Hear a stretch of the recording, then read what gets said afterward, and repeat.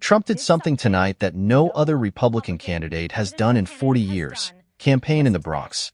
It was bold. It was creative. It was also a giant welcome sign to Hispanics and blacks who are considering voting Republican for the first time. And it will work. I'm here tonight to declare that we are going to turn New York City around, and we are going to turn it around very, very quickly. We're going to bring safety back to our streets. We're going to bring success back to our schools. We're going to bring prosperity back to every neighborhood and every borough of the greatest city in our land. We're going to reduce taxes. We're going to bring businesses and big taxpayers back to New York. Got to bring them back. Got to bring them back. Think Biden could draw a crowd like that today? Not holding my breath. Well, in 2020, President Biden, in that area where Trump was, the South Bronx, he won 83.3% of the vote. Most political opponents would look at a number like that, walk away.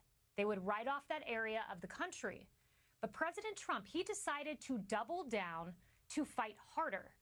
That's what President Ronald Reagan did in 1980 when he also campaigned in the Bronx. And that same year, President Reagan went on to win the state of New York, something very difficult for any Republican.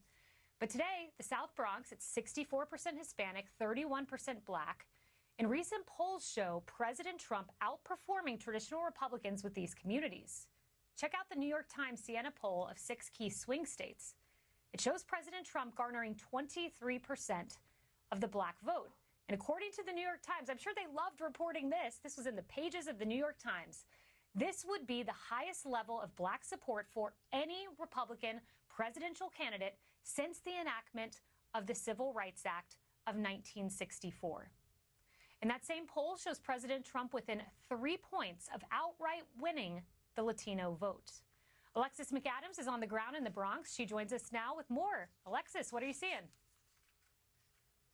Hi, Kaylee. Well, throughout the day, we saw a large group of people from all over New York City, including right here in the South Bronx, showing up to show their support for former President Donald Trump. They say he showed up for the South Bronx, so now they'll show up for him when the election comes. What did they focus on today during that rally? Well, Trump talked about immigration, crime, and inflation, which are all things that people care about. Some of those voters, Kaylee, telling me that's what's going to flip them to vote Republican. Watch.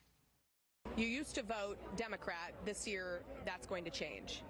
It is. I think that the cost of living has spiraled out of control. I don't see Biden doing anything about it. And also, there's an influx at the border that needs to be dealt with. And I think that Trump is the man to do it.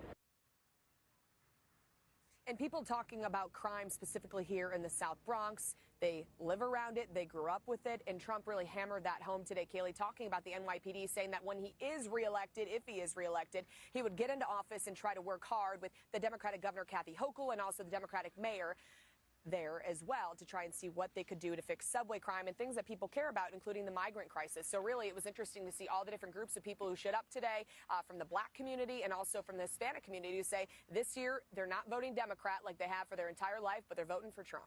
Kaylee.